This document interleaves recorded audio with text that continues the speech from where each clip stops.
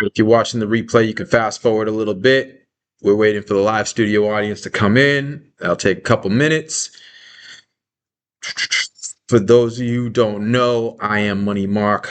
I am a 30-year veteran of Wall Street, not one of those 10,000 clowns you see out on the internet. The real deal. I retired in 2008, and now because of those 10,000 clowns, I come here every week, not every week, but 2 hours, roughly every week, to share the real. What stocks are really about, what Wall Street's really about, what BS you're subjected to by CNBC, the colleges, by Jim Cramer. No offense, Jim, but you do offer some BS. That's my opinion. Don't sue me. And we're going to talk about a lot of that, as well as AI stocks, the real way to make great money in this environment, not competing against the hundreds, the thousands of Harvard and Wharton MBAs sitting in 30-story buildings in New York City in three-piece suits, but how to compete against people that you actually stand a chance to beating. That's what we're here to talk about every single week. So we're just waiting for the audience to come in. Of Harvard and Wharton. I got audio, I got video, we got people coming in, so it's good to go. I ain't even caring about sharing the live. In fact, this week, don't bother sharing the live, right? The people who come here week after week after week, y'all just kick back, right, and enjoy. This is going to be me and you. By the way, we are broadcasting live from the Prime Microcap Conference. That's Mars, Sweden, at Geo Investing, who I've talked about before. We're here in Fort Lauderdale, Los Olas.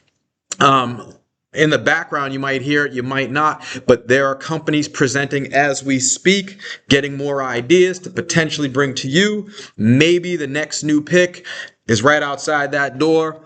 A big chunk of my team is out there, so I'm not missing anything. But anyways, let's get started. You know what it is. It's Friday. It's Money Mark. It's Stock Talk Live. I'm decked out today. Not comfortable. I'd rather have my baseball cap and a t-shirt, but it is what it is. It's cool. You get to see how professional money looks like. Let's get right into it. First of all, the disclaimers are on the screen. And if you are watching the show, you acknowledge that you have either read or had somebody read these to you. If you're listening to the show, you acknowledge that you are going to read these before you take anything I say. Beyond that, I am not a registered financial advisor. Let's be very clear about that. Okay? So read these. And we'll get on with the show. So boom, it's there. You can fast rewind that at some point if you need to, if you need more time to read that. Boom, let's click out of that. Let's get right into it. Whew, hell of a market we're in. Fear Greed Index. Right, we're going to start with the macro before we get into the AI stocks and the news of the week. As always, this is only going to take a couple minutes, folks, because it's ugly, but everybody knows it's ugly. CNBC is doing a pretty good job of reporting on this.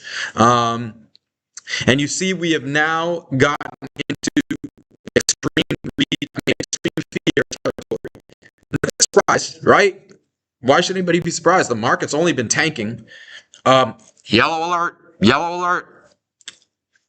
It's not like y'all didn't get warned. It's not like your notebook and your pen don't tell you what to do in a yellow alert. For those of you who've been lazy, you're probably getting your ass handed to you. For those of you who follow the notebook rules, not so much.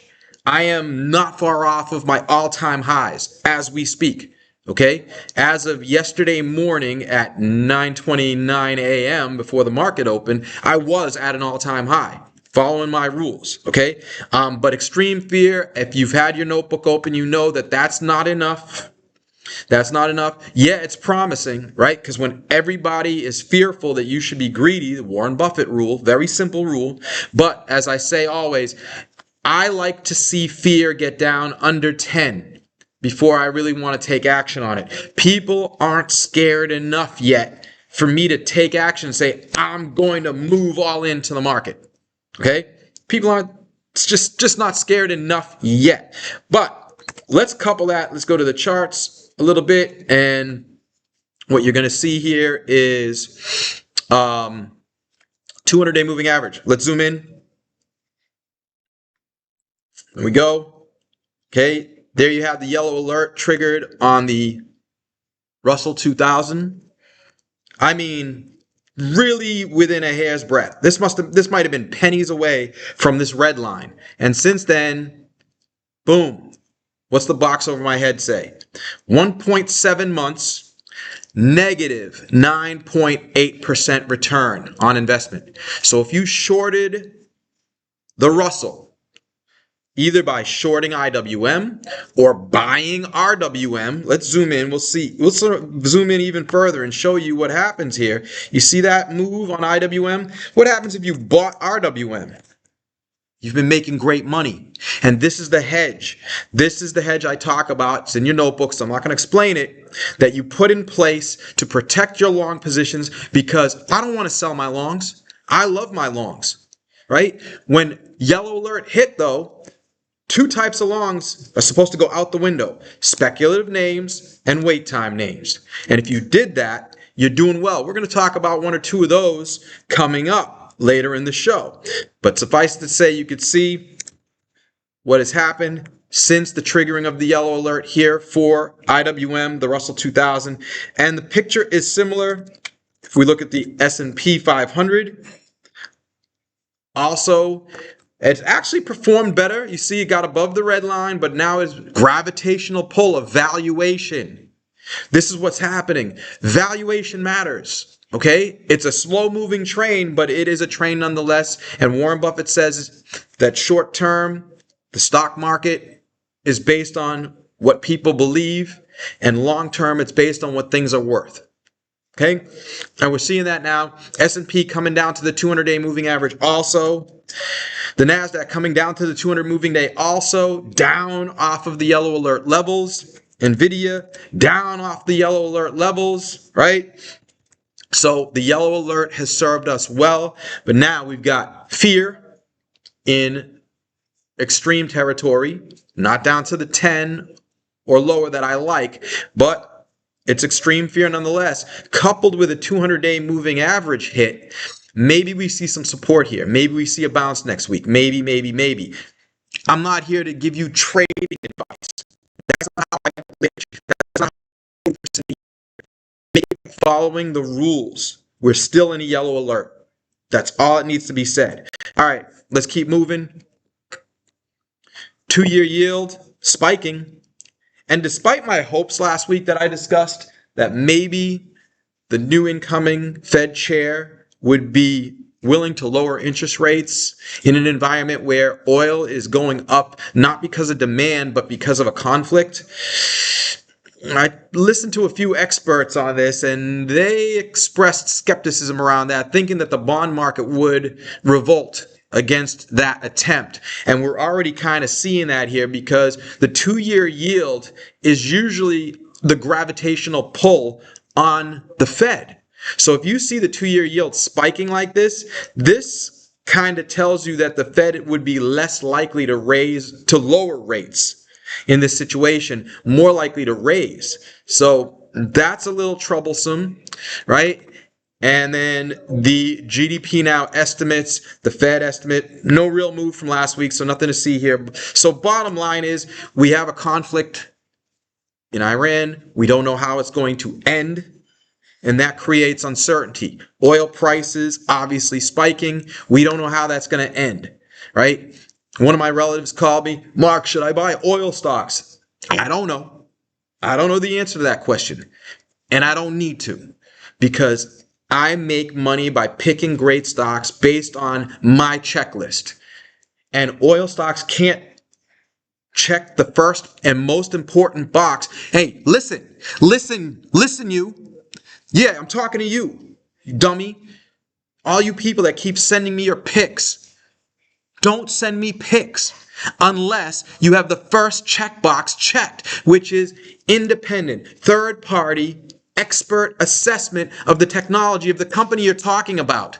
And I'm not talking about Morgan Stanley. I'm not talking about a patent attorney. I'm talking about an independent third-party expert, which I talk about often. If you don't know what that is, then first of all, you gotta figure that out. Unless you got that. That's the first checkbox. And guess what?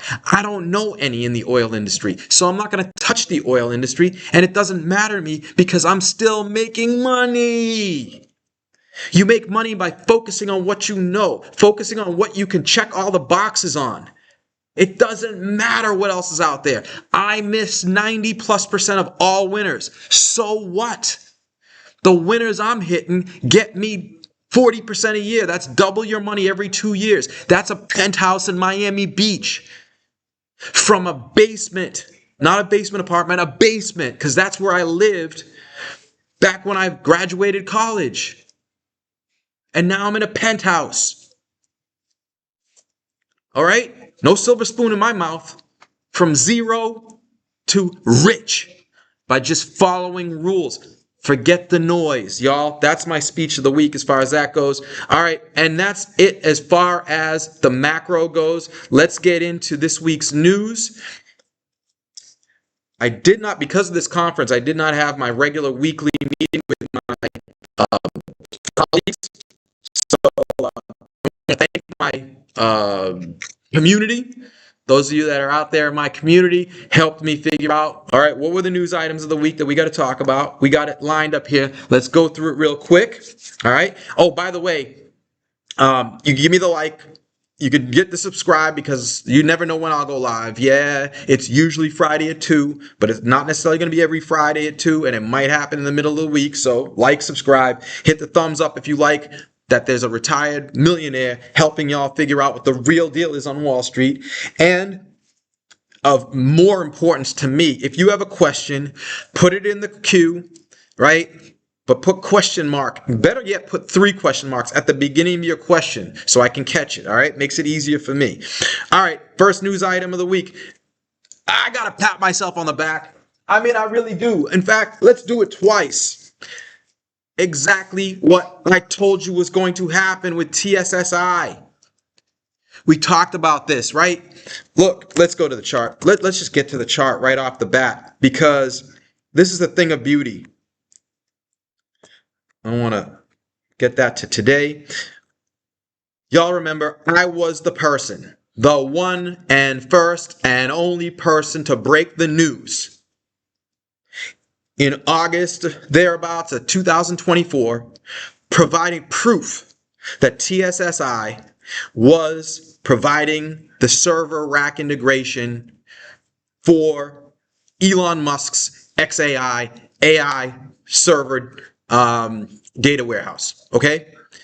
And I declared the stock a buy at that point because of that proof I provided to all of you, right? Stock goes from 2 to 20. Too expensive, right? Risk reward rules say sell. Stock pulls back. It pulls back hard. It comes all the way back into the single digits, okay? Offers an opportunity to get back in.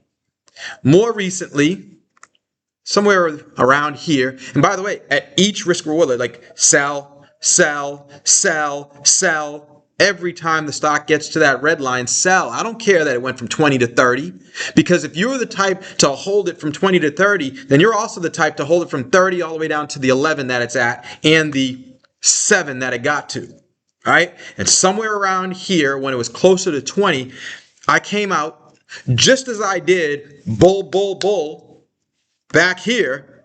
I came out bear, bear, bear right here. Why? Because Dell had retrofitted a giant facility 3 times bigger than TSSI's to do what? The same thing that TSSI does. So I said, let me get this straight. TSSI does rack integration in this facility. Dell, TSSI's largest customer, 97% of revenue, just made it clear that they have a facility 3 times larger. Oh, I know what's going on here. TSSI is Dell's overflow valve. I said that. Why? Because that's my experience. I've been following Dell for 30 years. I know what Dell does. I know how they do business. It was very easy for me to understand this. But of course, when money marks the bull, everybody's happy. Yeah, let's go along with the bull. And as soon as he tells the truth about something bearish, he's the enemy. Same thing happened with MoviePass. 3 to 38 on my watch, 38 to 0 after I said, get out. Just because I saw the truth along the way. the truth changes. And as the truth changes, so does your investment outlook on a company. Okay? And what happened immediately after that? They had a horrible quarter. The thing tanked, right? And hopefully you were out, maybe even short. I didn't play around with it too much, if at all, right? But let's fast forward to what happened next so we can tie a bow on this and move on to the next stock. Most recently, I looked over the results. The stock tanks, right? I have people, lots of contacts, 2 Rolodexes. Look up what that is. Worth of contacts. One of whom, thank you, brother. You know who you are. Phenomenal work. Arranged for what I call a parking lot check. Okay? Multiple parking lot checks, in fact. Checking out what was going on at TSSI's facility. And what I reported to all of y'all, for free, as I always do, no sponsorships, no advertisements, no nothing on this show. This is just me giving back to y'all, was that parking lot was active on Saturday night, on Sunday night. It was clear they're they're just working 7 days a week and extra shifts. And that's bullish for the Q4 results. Plus, the Q3 results had a problem with the government spending because we had the little problem with the government shutdown in Q3. So I thought some of the business from the government would shift over into Q4. So parking lots are busy in Q4. Bullish. Business from Q3 may have slipped into Q4. Bullish. Lots of bullish signs that we picked up and put it together. And I said, what? Should be in your notebook.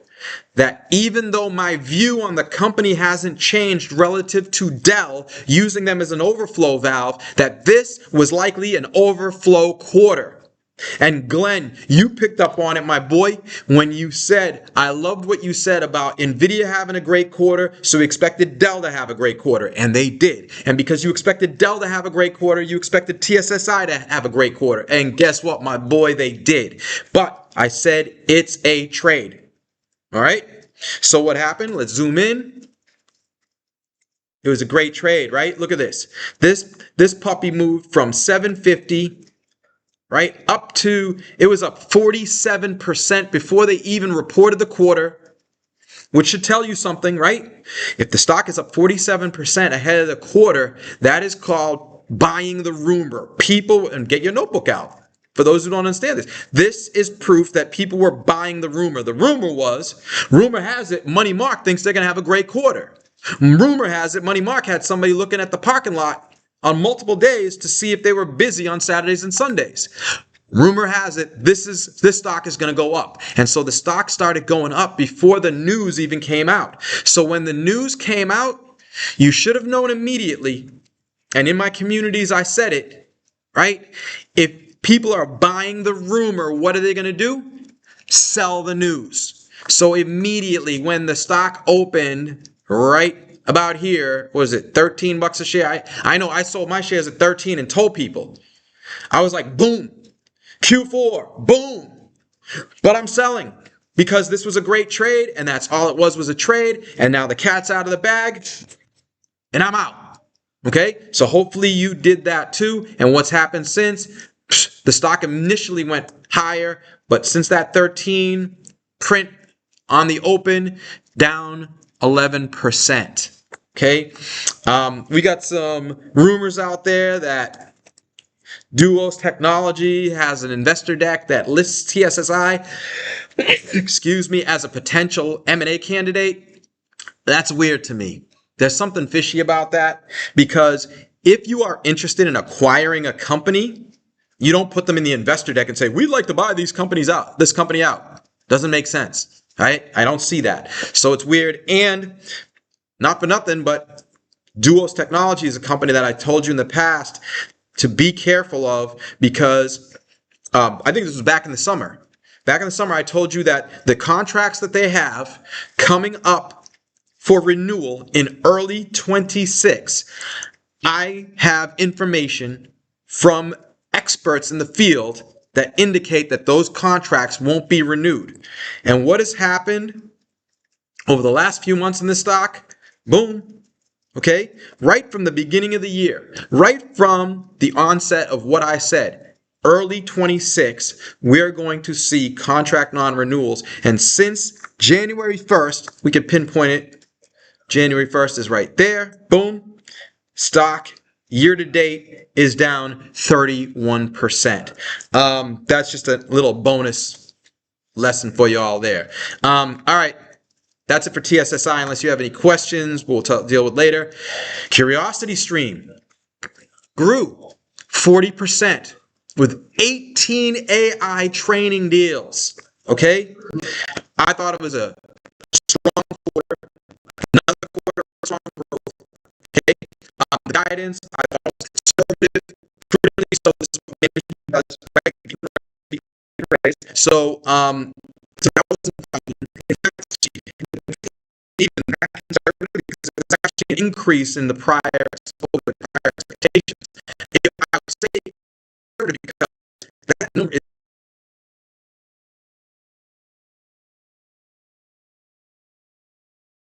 they are good about making sure that they beat their numbers, and they did here again. I don't know what's wrong with the stock. People were knocking them on stock-based compensation. Come on, bro. Like, did you even try to look into what the stock-based compensation is comprised of? That the stock actually has to go up for that stock-based compensation to kick in full. Okay? This is a good company with a CEO who, by all accounts, is working 7 days a week for you and willing to take stock-based compensation and say, hey, if I get the stock up to 6, do I deserve X amount of money? If I get the stock up to 10, do I deserve X amount of money? Nobody seems to have a problem with Elon Musk's pay package. It's just people making excuses for a stock that's been in decline. It's dropping. The stock is dropping, so something must be wrong. That's backwards, y'all. That's backwards. The way you make money is figuring out if a stock is dropping, is it justified? And if it's not, you could take advantage of that. That's how you make money, not reacting to what everybody else has already done. Okay? Not to mention the fact that they have all these dividends, so they're issuing tons of dividends. People mentioned, by the way, that stock-based compensation, they issue dividends. That works against their stock, right? If they tomorrow take 30 cents of the company and give it away to us, the stock drops 30 cents. Now we have 30 cents and a $3 stock. We don't have anything less than we had the day before. It's $3.30 today. We get 30 cents in dividend. The stock drops to 3. We still have what we started with. But people look at that and say the stock's dropping, not taking into account the dividend, not taking into account the fact that management getting compensated on a stock going up. Well, guess what? They aren't looking out for their own interests, because if they were, they would take that whole dividend and use it on a buyback to push the stock up. Okay? Compensated on a stock. Somebody said that my stream just broke. Guess what? But I think I'm back. Right? We got a problem? Okay, yeah, we're back. We're back. Sorry about that. It's going to happen. We're in a, we're not at home. We don't have the double internet failover that we normally do. Okay, we're back. We're back. Hopefully it'll stay up. All right. But anyways, hope you didn't miss anything too important there. But this was a good quarter. And I'm still there. This is still one of my largest positions. All right. Let's move on.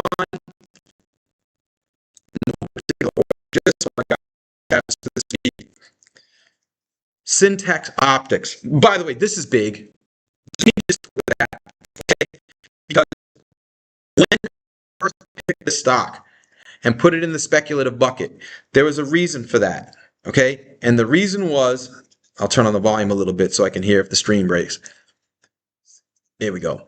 That our research, specifically Rob Mock's research, indicated that they were going to get deals, defense orders across diversified U.S. military platforms, including Anduril's Eagle Eye augmented reality goggles, which is huge news, right? Because the company that was involved with that program before, when Microsoft owned it, was Microvision. And this is what happened to Microvision when people understood that they were going to be in those goggles. Stock went through the roof, okay? Like pennies to tens of dollars, right? And so it seems incredulous. Like, really, who sent Tech Optics? And why would they be chosen by Anduril to be in these goggles when Microsoft didn't choose them? Well, that's because Anduril actually knows what the F they're doing. They're one of the hottest defense companies on the planet right now. When you talk to professionals on Wall Street about the defense sector, they're talking about the new defense giants, the new giant GCs. It's not General Dynamics and Raytheon or whoever, right? The old school giants are in defense. It's Palantir and Anduril. One of those names you definitely know because they're one of the, right? Palantir. This stock, right? One of the hottest stocks on Wall Street of the past 3 years. And Anduril, a private company that's going to be one of the hottest IPOs of this year if they move forward with what I expect to be an IPO soon. Okay? And Anduril decided, first of all, we thought, Rob's research indicated that PTX was going to do some of the optics for Anduril. Okay? Well, guess what? A few weeks after that, there's a press release that comes out, and it doesn't say Anduril, it doesn't say Eagle Eye, but it does say military augmented reality goggles. And to my knowledge, there's only one. Anduril's Eagle Eye. Next thing you know, boom, here you go, Monday, they secure $4 million in defense orders across diversified U.S. military platforms. This is validating this model right here. Because that they're going to be in all these growing programs, including Anduril's Eagle Eye program, right? And projecting revenues across all of them based on government unit expectations, revenue per unit, and then multiplying those numbers together. You get your unit shipments, you get your revenue per unit, and that equals revenue, and then you can make a prediction in terms of what revenue will be for the whole year, and off you go. You make an investment decision, okay? But here's the thing. Once you do this research, then you need validation of the research. So what we're looking at here, right, is validation of the research. OPTX securing $1 million order. Reminds me of what happened with AEHR when we had that same moment years ago when I told you EV gold mine. We knew for years that AEHR had every right to win some contracts for their unique technology on testing semiconductors. Right? But they hadn't yet. There was all that wait time. I've told you that before. Look at this. Let me zoom in. As soon as I can zoom in, right? Or zoom out. Years I was watching this company until we actually saw the EV gold mine. The news alert that came out. Okay? And the news alert comes out, and you see the EV gold mine hit, and the stock takes off, goes from 2 to 52. Okay? Boom. This is a similar moment. I'm not saying it's the same moment, but it's a similar moment in time that we're dealing with here because we just got validation. Validation of what we've been waiting for. What we thought we were going to see happen. Right? Don't underestimate this news. People, stocks, we can zoom in for the TX. And let's see. Here we go. We got this initial pop on the stock, right? And then people sold it off. I saw people in the chat room saying, hey, I just took profits. And the stock is, the stock was up 14%. I took profits. 14%. Bro, when AEHR was up 14% on similar news, I was buying hand over fist, backing up the truck literally. Okay? I was buying that stock up 15%, 25%, 30%. I was buying. And so when it dipped down because people thought I made a little quick buck, I bought this too. And I told people in the community, I'm buying here. And the stock, finally, people started to catch on that this is big news, and it took off. I didn't come out on this live and tell the world. I didn't need to, because there are smart people out there that figure it out. And that's what happens. See, again, when you see the dump, it doesn't mean anything. All it meant was some people were selling. It doesn't mean that they were smart people, right? And now you see the pullback here at the end of the week off of what? The market, right? Well, first of all, the stock got to the higher end of the range, roughly, right? I didn't sell any, by the way. If I had seen this, I probably would have taken some profits and said, maybe I'll buy it back at a lower level. I didn't. So be it. I was busy with some other things, right? But here you go. Let's do a proper zoom in here. There you have it. Okay. And here's the stock at the lower end of its recent trading range. This break, that doesn't mean anything. These are technical lines. Okay. A lower stock price is only positive. You are now getting an opportunity to buy this stock down 22% in about 2.5 days off of a news release that proves the research that Rob Mock provided to us that indicates this company could be moving towards earning $1 or more per share a few years down the road. Okay. Profitability starting this year, maybe 30 or 40 cents of EPS. Maybe next year goes to 50 of EPS. The year after that, maybe $80 of EPS. A company growing that fast, generating that much EPS from government programs that are driven by Anduril, does this to stocks. Kraken, okay? One of the hottest stocks out there. I gave it to y'all when nobody believed in it. People were upset. You see, the stock was dropping at the time that I made it a buy at 67 cents. It tripled to $2. I foolishly got out. Based on my math, based on my research, I couldn't push any further. But I told y'all, I'm afraid. If there's any stock that I'm afraid will keep going up, this is it. Go look it up. Any of y'all that remember this, put it in the chat, say, Mark is right. He's telling the truth. Okay? I ain't making anything up. And the stock has been just an absolute monster since then, continuing up. Now more than a 10-bagger. Why? Because they're tied to the Anduril train. All right. So I will not trade this stock for the next 72 hours because I see this strong bullish case for them. So I'm giving you that closure right now. Right.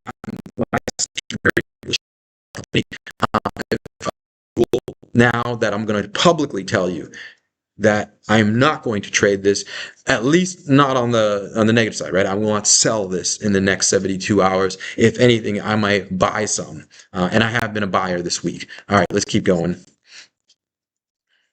Evolve, real quick, because I'm not covering this closely anymore. We graduated this stock.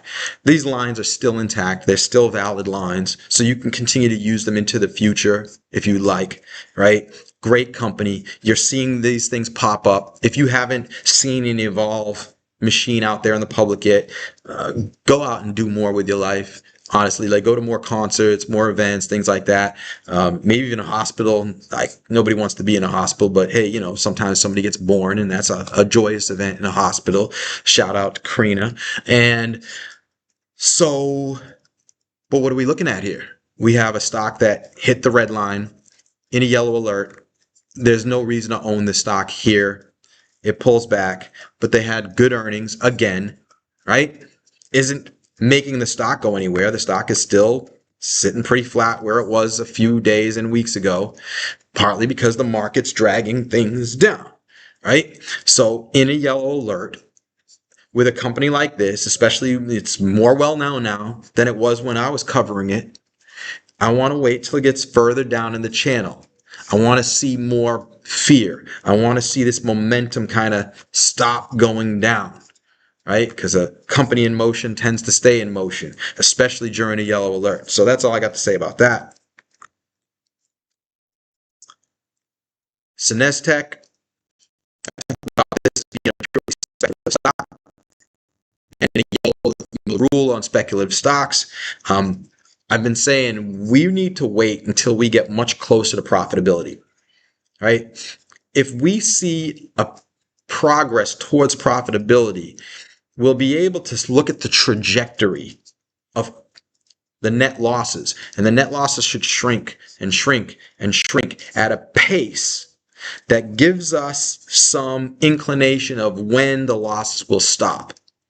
And I want to get involved with this stock, let's say 3 to 6 months before I think they're going to report a profitable quarter based on the trajectory of the shrinking losses. We didn't get much progress towards that in this quarterly result. They're talking about the yearly results. I haven't even had time, but you see the stock's down 14%, so I assume that the Q4 results were nothing to sneeze about, write home about, and but they're giving these full year numbers. I don't like full year numbers. Where are the Q4 numbers? Where are the Q4 numbers? I don't see them here. Story continues. I didn't even look because this is a company that I'm not really involved with. I have a small position just so I don't forget about it. But where are your Q4 numbers? They're probably not good. Okay. And what I do know is that these losses, these net losses are still large. So it's like, what are we talking about? It's still in wait time, right? I know I have at least 6, 9, 12 months at least before we see the kind of progress that's needed to take this company into gold mine phase. You know the rule on wait time. It doesn't even matter if it's yellow alert. You don't want to own wait time stocks in general. We're waiting for this company to prove that they can do what they say they're going to do. That's a great story. And you can make money on a great story if you are early, right? That's called the great find. Oh my God, this is a great story. I don't think anybody knows about this story. And when they find out, they'll probably buy the stock. It might take years for them to prove what they can do, but the story is going to get people excited. That's a great find. And that's what happened to the stock, right? Right about here. Yeah, I remember that. I was in England over the summer, right? Seeing this movement up as people got excited about this thing. And listen, I'm excited about their prospects as well. But I also knew and told you it's speculative. And at some point, this great fine surge is going to peter out. I said it's going to die. And once it dies, it's going to go into wait time. And people are going to get impatient and the stock is going to sell off. And that's what's happened. Okay, so continue to follow the rules on this one. It's easy. You don't have a decision to make. When you follow rules, there's no decision making. So you don't have to, oh, what do I do? What do I do? It's easy. What do the rules say? This is a speculative stock. It is a wait time stock. It is a yellow alert. Your decision is made, period. No questioning it at all. The fact that I own a small position, when I say small, like it's probably 0.0001 of my portfolio. It's just enough to sit there in my portfolio and remind me that this company exists. It's kind of dumb actually, because maybe I should just have a piece of paper that says SNES question mark on it instead of owning a few $1,000s of a stock that I know should just go down until it proves itself to have something more than what it's showing us right now. Okay? Learn the lessons and follow them. Okay, so that's the news for this week. Before we go to Q&A, we talked about last week, okay, that this is the latest in AI technology that I am excited about, okay? It is the intersection of IoT, right? It's called the Internet of Things. So you have things like sensors, anything that can connect to the internet and be utilized to, the conference organizer put me in here to do a show. Yeah, we're live right now. Sure, absolutely. Don't worry about it. We got a guest on this, maybe pop onto the screen. No worries. No worries, brother. Have a good one. So Internet of Things is like you could have a sensor, a little, maybe even a pen. You could have an internet connected pen. I don't know why you would want an internet connected pen, but who knows, right? You might want a pen that's internet connected, and as you are writing, right, it sends what you are writing up into the internet, puts it into a Google Doc, and spell checks it for you. So shoot, now that I think about it, maybe I want an internet connected pen, right? That's called the Internet of Things. And what has happened is these things, specifically sensors, have become cheaper and cheaper and cheaper to manufacture. Back when I was in the industry, working with Walmart at AMR Research back in 1998, they wanted to use RFID to track everything in their supply chain so they can make sure that everything was moving smoothly from their warehouses to their distribution centers to their stores to the checkout, and so that they could dynamically price things, make sure inventory stayed up to date, not too much, not too little. And if you streamline all that perfectly like Dell does, then you can make more profits. That's what Walmart wanted to do. Back then, these RFID tags were dollars each tag. You couldn't justify putting them everywhere, right? Fast forward to now, pennies.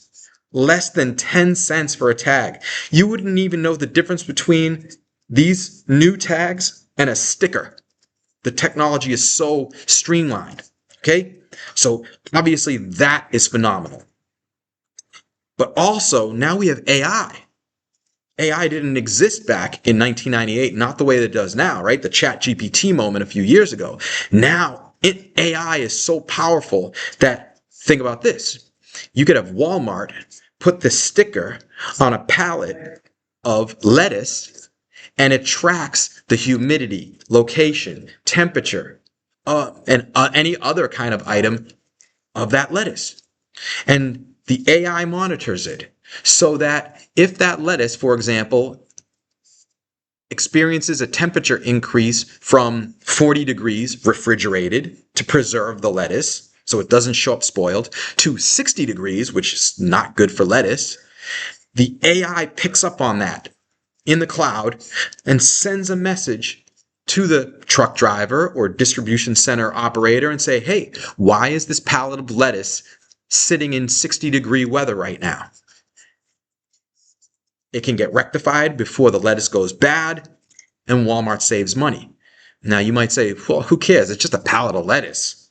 Well, if you multiply that by all the stuff that Walmart has that goes bad, gets damaged, spoils, etc., it adds up to tens of millions of dollars to their bottom line. That's pennies of EPS. That's the difference between missing and beating Wall Street expectations. So now that we have these tags that can be made for pennies and AI that can monitor it all, and you don't need people doing that, paying people to do that. Wow, right? It's a huge difference from where we were back in 1998 when I was observing what Walmart was doing back at AMR Research. Okay, so this is where I've done some research on this area, looking to see if there are any public companies that are involved in this sector. I'll give you a couple of them so that you understand the kind of names I'm looking at. We're not making any official picks today, but these are names that could qualify to be official picks. So one of them actually reported today. It's called Identiv. Okay, stock's up 8%. I thought it was a good report. They showed good progress. We'll blow out the chart. These are just technical lines. So, listen, I'm not giving you, this is not an extensive report on these two companies that I'm going to talk to you about, right? But it's to give you some semblance of what we've got out there as potential companies to look at. This could be a terrible company. I haven't dug into the 10Qs, the 10Ks. I got to do my research, right? But what I did sit on the call last night. It was a good call. It shows promise. Okay. They make tags. There's a lot of companies that make tags, so I need to check out an independent third-party industry expert to see how their tags compared to the tags of the larger companies out there. Avery Dennison is a big, big company. This is not a small company. This is a monster company. They are involved with making the tags, so you know that INVE is going to be competing against them, but maybe they are a superior technology. And if so, that's called being best of breed. And best of breed companies get acquired. So this is a company that maybe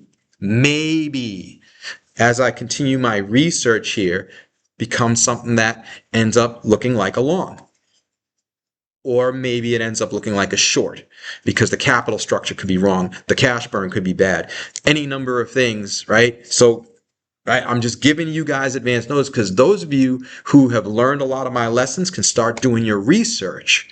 And that's why I told y'all not to share the live today, because I want my community, you, my people that are here every week to get advanced look on this. So another company, WATT. This one I've done more research on so far, and I like what I'm seeing with this company. Stay tuned for more on this, but they do so as INVE makes these tags, right? What is happening now is that, and you might have seen here as I scroll down, they talk about there's all these, right? Like you see all of these different things, regulatory, AI data deficit, technology breakthroughs, ambient IoT. Ambient IoT involves being battery free. So the tags got cheap to the point where you could actually count the battery as like a nuisance, right? You need a battery that's not going to die. If it dies, somebody's got to replace it. You're going to replace a battery on a 5-cent tag. That doesn't make any sense. Can we remove the battery? The most, because it's also not cheap to put a battery on a tiny little tag like that. And most recently, the technology has gotten matched up where this company, WATT, who has always, by the way, this was a garbage company. If you asked me a year ago, 6 months ago, I would have told you this is a garbage company. And why? Because what they were trying to do years ago, right? And you can see this on the chart going back. This company had a great idea. Okay, back here, they were going to charge your iPhone over the air. You're like, what? Yeah, listen, it's not a crazy concept because you're receiving data over the air. You walk around, right? Wi-Fi, 5G, you have data flowing through the air all day, every day. Okay, so it shouldn't be a stretch to think that you can have energy delivered through the air. And guess what? It actually exists. And Watt's not the only company that does it, but they do it a very specific way that gives them an advantage over the competition. It's patented the way that they do it. And the problem with back then is that small issue that the FCC was never going to approve the amount of watts that you need to send through the air to power an iPhone, right? So in principle, I've got this iPhone right here plugged in. You guys have seen the charging pads that exist now, so don't need the wire anymore. I can just use a charging pad and you just put it on the pad and it charges the phone, right? Well, this would enable you to charge your phone at all times. As long as it's in your house, and as long as you had a WATT box in your house, it would charge your phone. But it was too much volts needed to do that. That's why they weren't talking about powering your television, because it would electrocute you. Okay? But they did get FCC approval, but not for the amount of watts needed to power an iPhone. 2 watts. And investors said, 2 watts? 2 watts won't power anything. Stock gets tanked. Right? They continue to burn money. It's no good. Until recently, because guess what?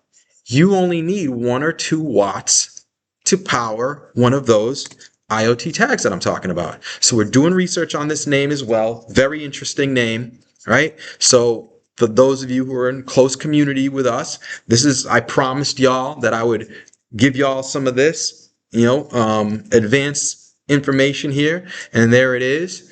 So stay tuned. I'll give you more on INVE and WATT as the research continues to move forward. All right, let's go to Q&A.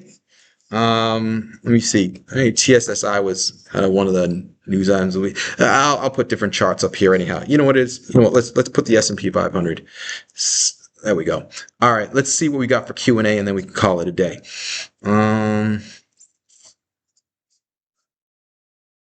Let's see.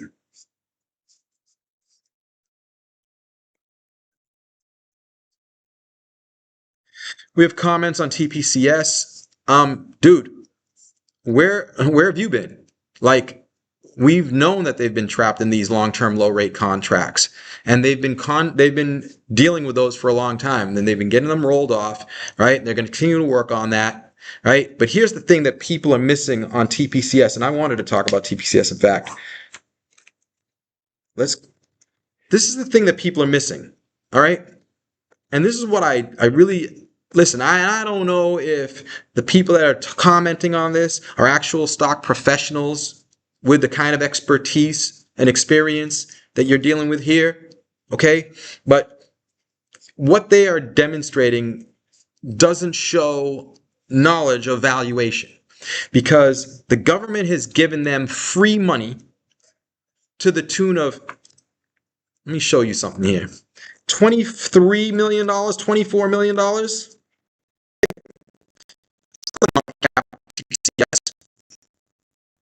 Will come up in a minute.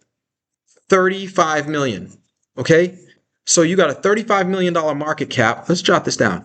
And the government has given them $23 or $24 million of free money to buy equipment.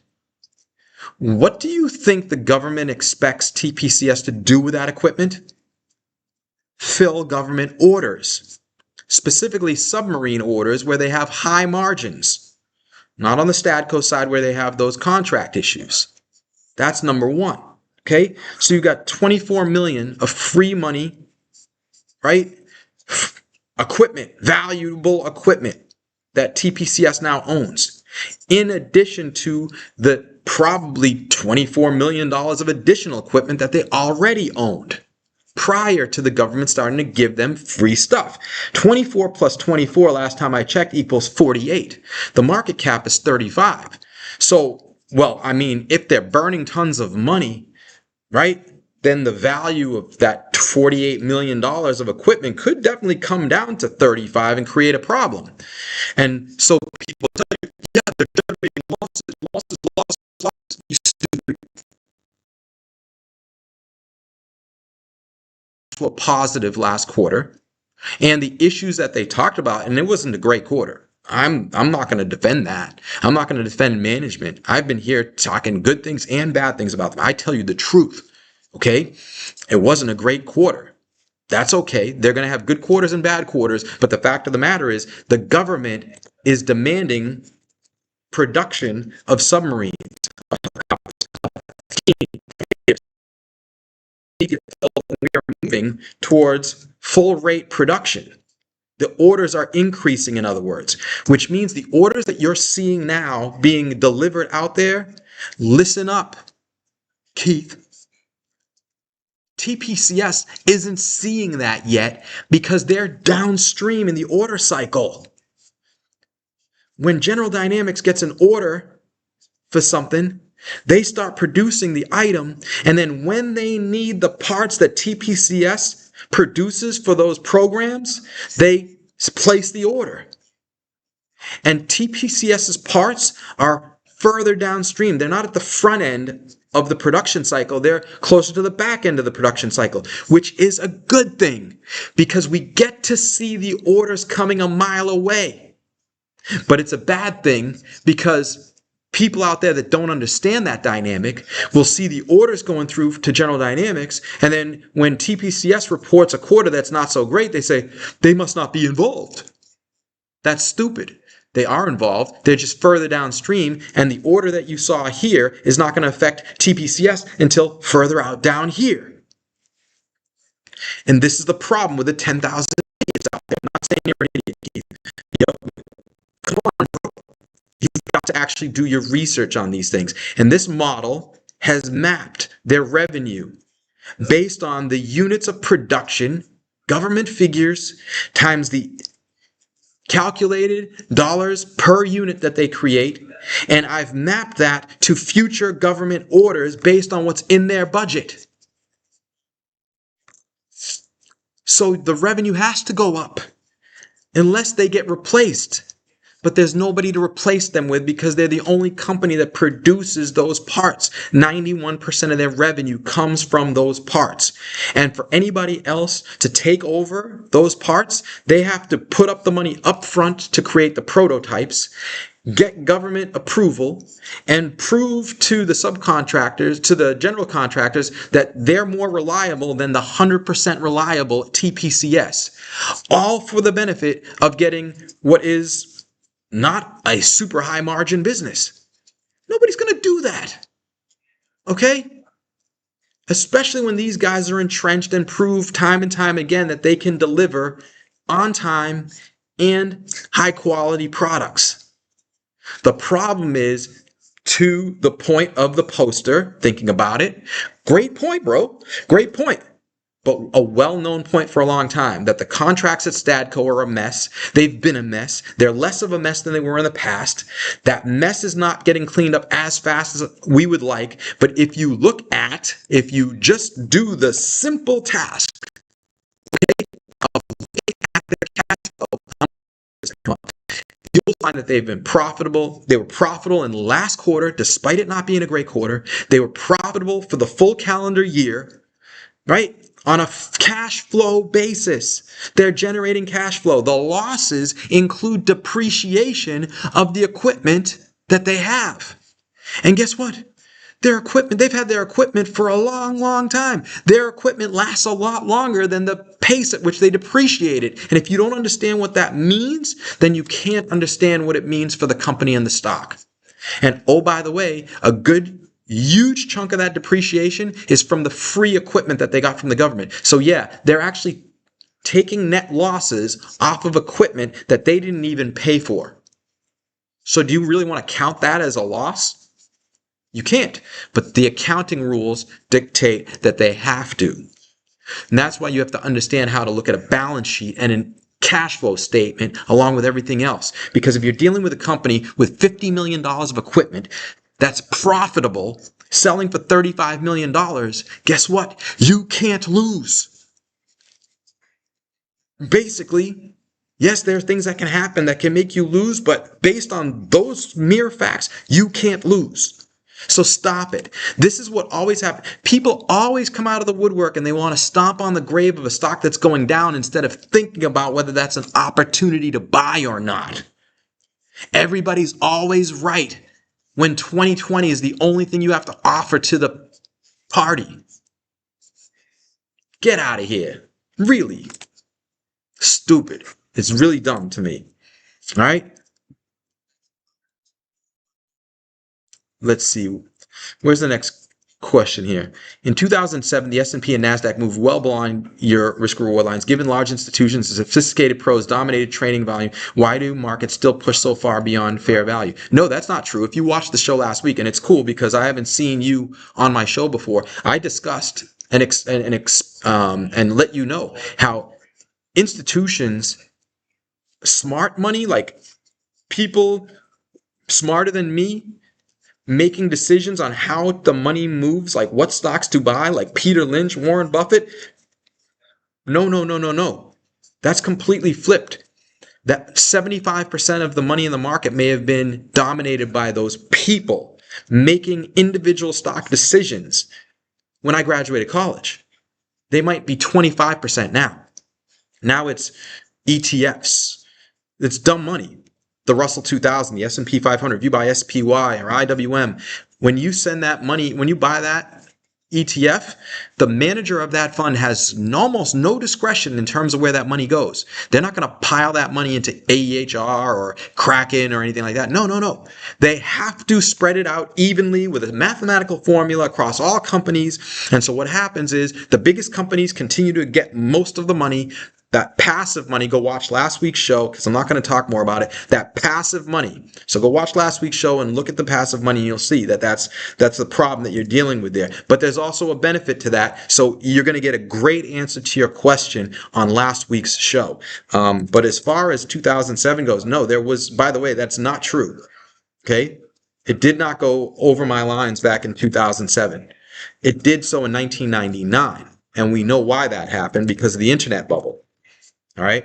So hopefully that answers your question.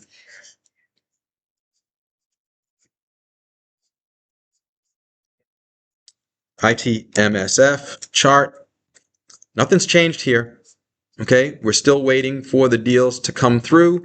The Indonesian government has to scrutinize the deals that are coming in from the various constituents.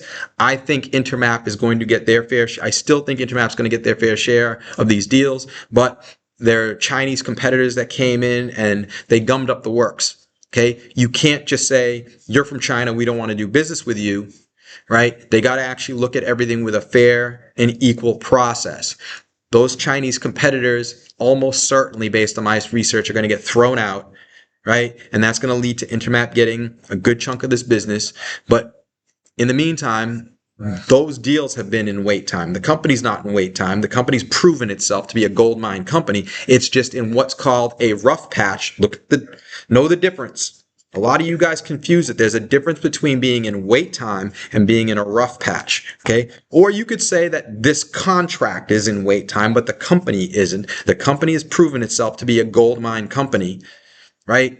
But right now we're waiting for something that people actually got hyped up about. There was a great find, which was this contract. It was a great find moment within a gold mine stock.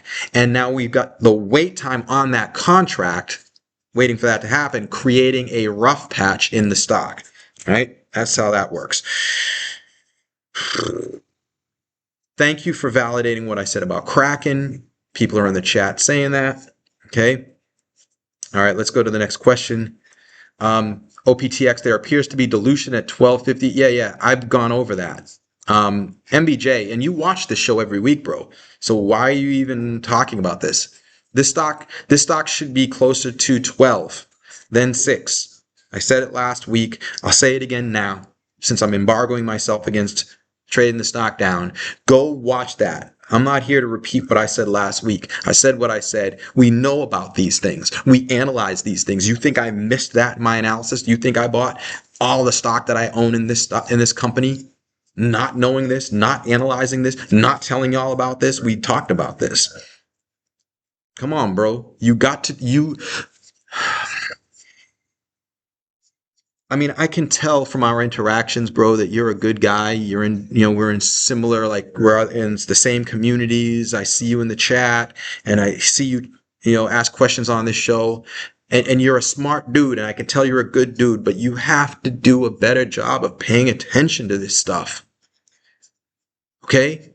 Nobody's going to hold your hand through this week after week. You guys are expecting, you can't expect me to make you a millionaire. I'm here to help you learn how to do that, but it's up to you to do that. If you don't want to write these things down and learn those lessons, if that's not worth $1 million a year to you, that's cool. That's not my problem. It's worth it to me, which is why I write things down. Let's see.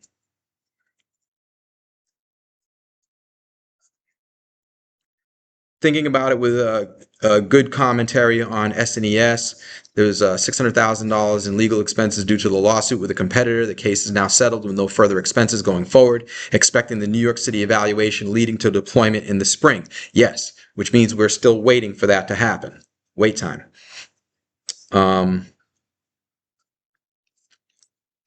AEHR. Any idea why the volatility has been so high is the question. Bro, where have you been? Welcome to the world. Welcome to the planet Earth, where AEHR, does it look any more volatile recently than it has in the past? If anything, a better question would have been, why isn't AEHR more volatile? It's exactly the same level of volatility that we've seen in this company all along, and you could see that from a chart. GKPRF. When a stock is on a downtrend like this and you're waiting for big contract news, what is your strategy to not get burned but also not overpay on the ride back up? Don't trade. I'm not trading stocks on the basis of a contract.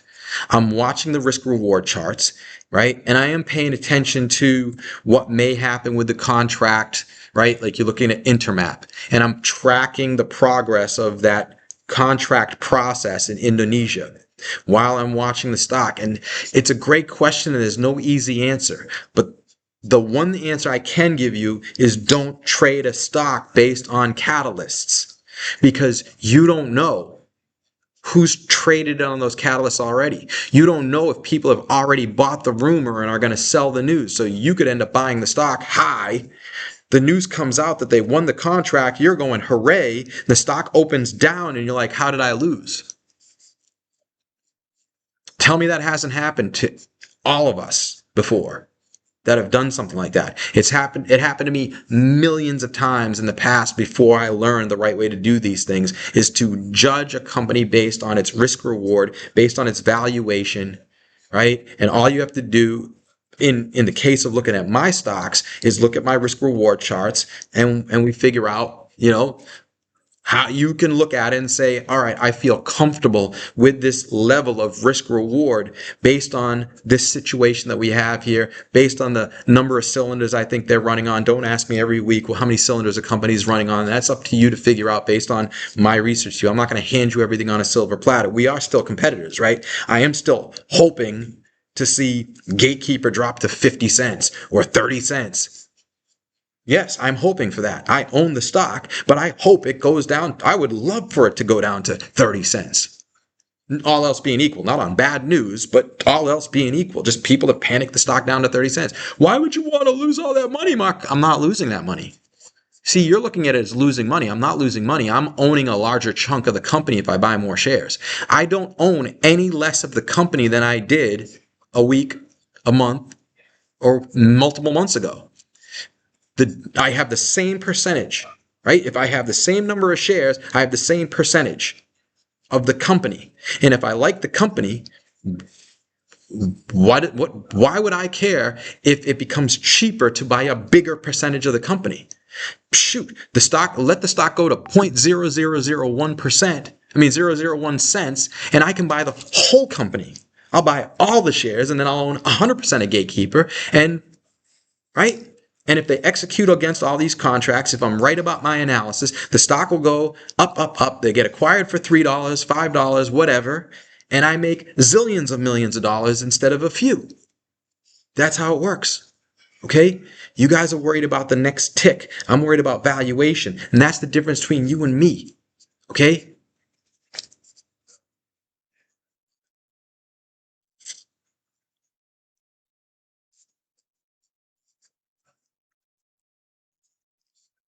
I started researching IoT stocks in preparation for the live. I came across one that you didn't mention. Okay, well, we mentioned that one. Hey, by the way, thank you. I love how you're cryptic. You guys are crazy. You guys are crazy because there's a lot of you out there that'll find a stock. You think it's interesting. You broadcast it out to the whole world before you have a monster position. In my world, right? If I find a stock that I'm excited about, let's say INVE is super exciting to me, I'm going to go to my mentor and I'm going to say, bro, look at this thing, right? Let me know if there's something I'm missing. And we start to understand the story better because now there's two heads are better than one, right? And if we find out that this is the greatest stock ever, if I tell everybody about that stock on day one, and the stock goes from 5 to 10 while I'm doing my research, now I have to pay 10 for the stock when I could have paid 5 if I just kept my mouth shut and waited to find out, is it a grand slam or is it a bunt single? Or is it a strikeout? Right? So it's cool. I like what you did there is that, you kind of hid the name of the company that you're looking at so you can, right? And that's how maybe if there's enough good research or whatever, then I might reach out to you and say, hey, bro, what's the company? And then next thing you know, you're in my inner circle for that particular company.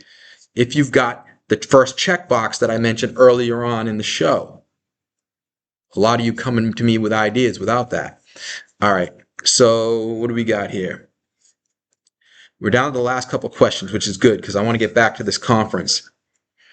Dummy question. You shared Druckenmiller's recent interview. Can you elaborate on the difference between his extreme conviction he talked about and what you explained to Glenn last week? I don't understand the question. Please be specific. All right. Because I'm with Druckenmiller on most of what he says. And it's funny because we have very similar stories. I wasn't at the top of my class. He wasn't at the top of his class. He's not very smart about these various industries that he invests in. Teva Pharmaceuticals. He talked about, go on YouTube and look at Druckenmiller's most recent interview that they put out there. I think it was with Morgan Stanley. And he's like, I don't know anything about pharmaceuticals, but I have a team of boys that do. Like, this guy is a multi-billionaire, so he hires people that are experts in an industry to validate what he's looking at. Third-party expert, multi-decade experienced experts. That's the same thing I do. Okay? You see the trend here? And it's not, I didn't make this up. He was doing it decades before I was. Warren Buffett was doing it before Druckenmiller was. This has been proven decade after decade after decade by these legends who become multi-billionaires. In the case of Warren Buffett, the richest man on earth at one point, right? And it all trickles down to some schmo like me. I don't have billions yet, right? But maybe when I'm Druckenmiller's age, I will have billions, and maybe I'll be on CNBC and they'll be asking me and I'll be saying the same stuff that he said this week or last week, again, decades in the future, to a whole new generation of people like me. Okay? It's simple. The problem is nobody wants to believe it. Nobody wants to follow it because it's not the way you want to play the game. Here's a secret. Really, nobody knows this, but getting rich isn't about doing it your way. It's about doing it the right way. Okay? That's what it comes down to. The people who get rich because they do it the right way, not the way that they would like to do it. And that's why you need the notebook. Mark, do you feel that Gatekeeper is running on all cylinders, and is Gatekeeper down at the conference you're at? The second question is no. The first question I said, don't ask me about how many cylinders a company is on every week. People, that's not, and we're not going to get to that level. We got risk reward, right? I give you enough. I give you information. I give you research. I give you risk reward charts, right? And then when you get to that proprietary level, right? I want a little something extra for myself. I don't want y'all stealing all of my profitability. Okay, I'm giving you guys opportunities to make money over and above me. If you follow the rules better than me, then you're going to make more money than me. There are plenty of y'all that have made more money on my picks than I've made on my own picks because you follow the rules better than I do. We're human, and whoever's least human ends up winning. Live long and prosper, right? Clearfield chart. Yeah, I'm following the company. I'm a big fan of Sherry. You see right here what it's like. There are signs of green shoots there, right? But there have been signs of green shoots for several quarters now. Okay. I haven't had a chance to look at the most recent quarter, but I heard signs of green shoots. Look, this is a great company. These risk reward lines are intact. And so if you buy at the green line, I feel good that you're going to make money on this at some point into the future. I don't know exactly when, but you notice, see, it hit the green line, bounced up, hit the green line, bounced up, hit the green line, bounced up, right? Now it's on the lower end here, right? Stocks tend to gravitate towards their low end evaluation and their high end evaluation. You see here, the company got too hot. And when a company gets too hot, you see it blasted right through real fair value. And that served as a gravitational pull. These lines, think of them as being made out of rubber. I've said this before. It should be in your notebook. These lines are made out of rubber. So they don't break, they bend. Okay? It broke through the top trend line. No, it didn't. It's stretching through the top trend line. And what is liable to happen when that happens, unless my assessment is wrong, like Kraken, and it just keeps going, is that it snaps down hard. Hard move above the top line causes, and that's exactly what happened here. It was a fundamental move. This is not technical. This happened because Clearfield was getting a ton of orders. And in fact, they got so many orders, too many orders, that the people that ordered the equipment had too much inventory when it was all said and done. And as a result, they no longer needed to order anything from Clearfield for a long time while they worked off that inventory. So these quarters right here, were exaggerated by the over ordering. And then these quarters were exaggerated by the under ordering. And so as a result, right, if you bought down here near the green line, $23, the stock has never been 23 again, because now they got rid of all that excess inventory. Now you're starting to see normal ordering again. The only problem is that the government programs that help drive those orders higher haven't kicked in enough to get the stock moving back up to 40, 60, 80. That's all there is to it. Okay. Any reason why you are reluctant to reveal who your mentor is? I've talked about that before, but he's not in the public domain. So it's not that I'm not reluctant. It's just like he's not public. He's shy. He doesn't want to be out in the open. But there are a lot of people out there that know who he is, but it doesn't matter to know who he is because it won't really avail you anything. I would say, like, he was taught by Jim Rogers.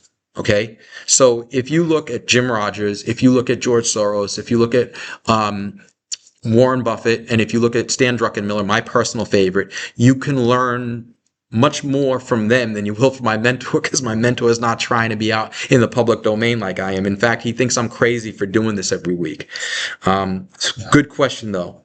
And I like how you came back here, your demeanor. Bro, you're a great viewer of this show. By the way, just going to say, I do appreciate your attendance here, whether or not we agree on everything that gets said all the time. So good on you. Cool.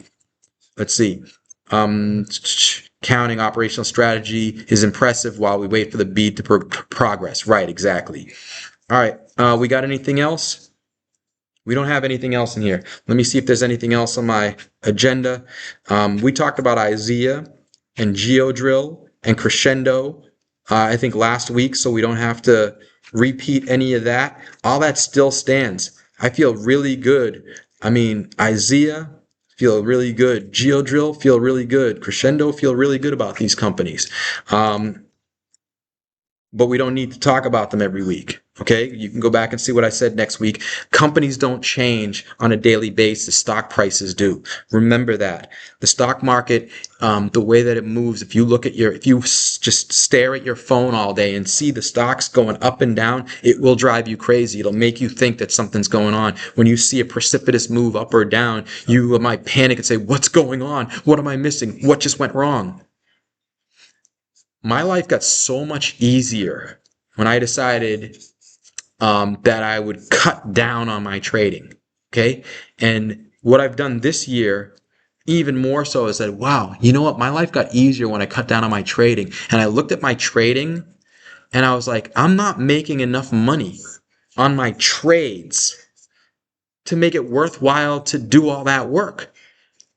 I'm going to go more as an investor. I'm going to go closer to Warren Buffett style of investing. Not all the way, because there's good money to be made opportunistically, but I'm going to trade less.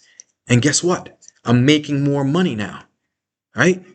I've already hit my first goal for the entire year, and it's only March 13th.